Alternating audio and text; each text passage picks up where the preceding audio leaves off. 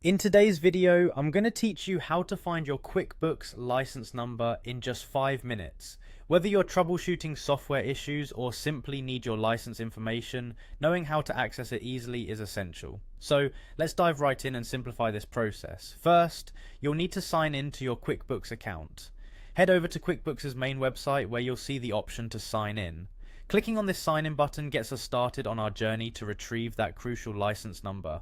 If you're using QuickBooks Online, that's our next stop. Make sure to select QuickBooks Online when prompted. This will direct you to the correct platform where you'll be able to access the necessary settings.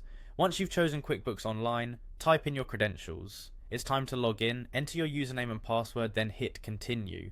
It's always a good idea to double check your credentials just to make sure there aren't any typos before moving forward.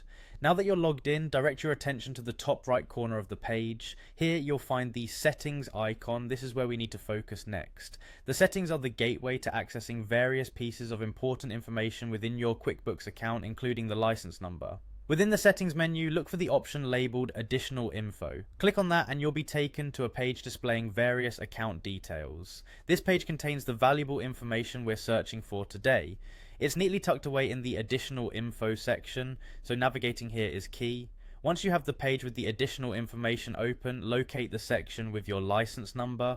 You'll see an option to copy this number. Clicking on copy will capture this information to your clipboard, making it easy to paste wherever you need it next. It's a simple yet powerful step that ensures you have your license number ready at a moment's notice. After copying, a prompt will appear confirming your action, at which point you'll want to click OK.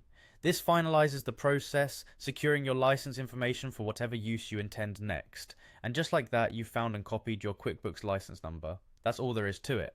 In just a few minutes, you've gone from opening your account to having your license number at your fingertips. Remember, this process is designed to be quick, keeping your workflow smooth and uninterrupted.